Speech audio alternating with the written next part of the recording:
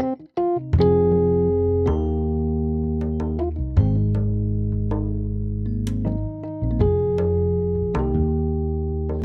it's Matt here with Theology of Dance.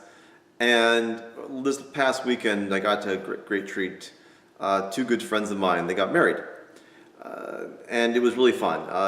Everything about the wedding was wonderful. From the beauty of the church to the beauty of the Mass, the homily was amazing. And Father said some really wonderful things, and two things I really want to reflect on. And the first was how they did not come there to get something from the church. Rather, they came there to become something in the church, become a sign and a source of grace to those around them.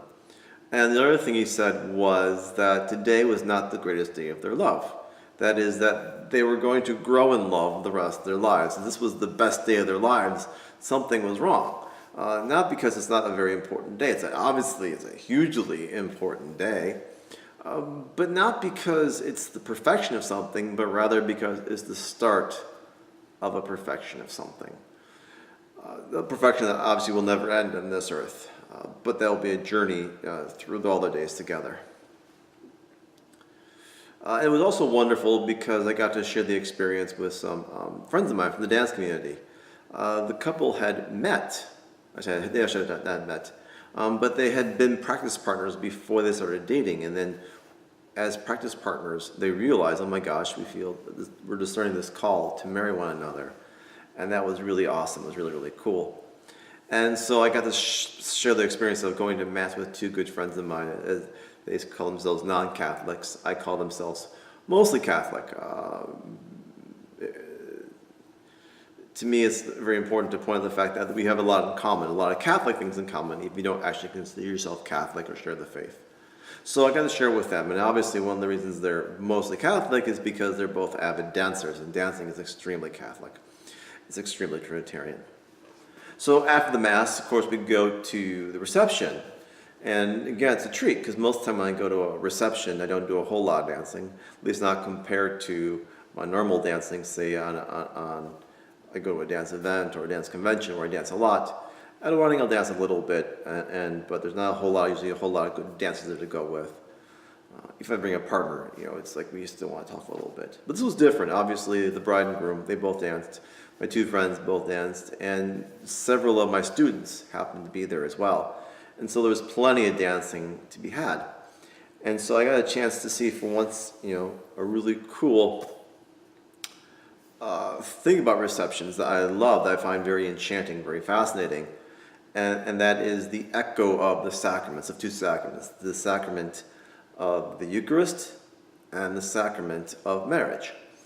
And these are echoed in the reception in two ceremonies that are pretty much universal to receptions, and one is the wedding cake and the cutting of the wedding cake, which is an image of the sacrament of the Eucharist. And the other is the first dance, which is the image of the sacrament of marriage. So when we look at the cake, we tend to forget sometimes that cake really is just bread. Very sweet bread, very beautiful bread. But even that's kind of part of the image, because Christ is the sweetest bread come down from heaven. And so in its sweetness and in its beauty, this cake images, the Eucharist images Christ. And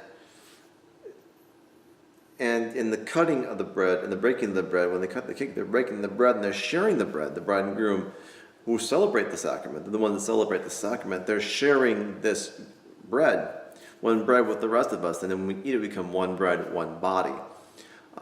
And so the Eucharist, of course, is an image of a mingling of the body and the blood, right? By the same token, marriage is also a mingling of the bodies and the blood. That the man and wife become one. And we see the same thing when dancing is done well. That when man and woman become one will, that artistically their bodies become one. Not sexually, obviously, but artistically our bodies become one, because we express ourselves as one in the pattern, in the context of that music.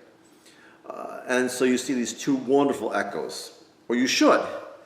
Of course, there's an obvious dichotomy between what's the wedding cake and the first dance, because the cake is usually done very well. Someone goes to a professional baker. The average cost, I looked up online, the average cost of the cake is around $450 for a wedding. Whereas most people will not spend any money on the dance, and it shows. And because of that, one of the things I noticed about those dancing that really jumps out at me is how it really does not capture the spirit of what marriage is supposed to be. Marriage is based around a exchange of blessing between the man and the woman. Where the man romantically leads, the woman follows. And in doing so, they exchange the goodness of who they are as male and female in the image and the likeness of God.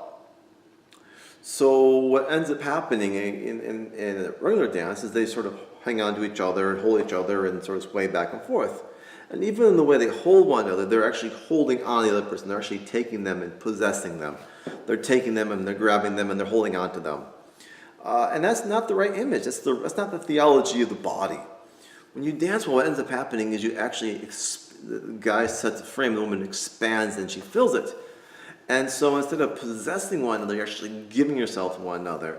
And when you do it, without training, you tend to just use your arms to hold on to one another, just the part of your body to maintain relationship, to possess one another in relationship. Whereas when you dance, you use your entire body to fill the shape with each other.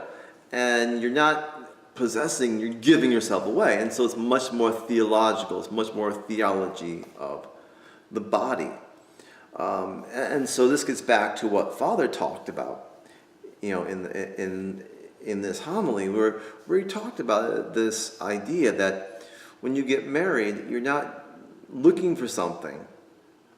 You're not trying to take something, but rather you're there to become something. When you dance well, you become a sign of the male and female in the image and the likeness in God.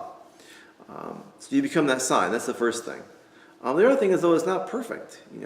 That when you look at their dancing was not perfect, but that's good in some sense because it images where they're at.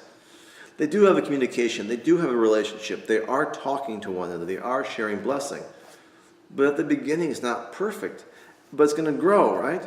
And so the idea is that very first day is not perfect, but it's the start of something that will be perfected over time.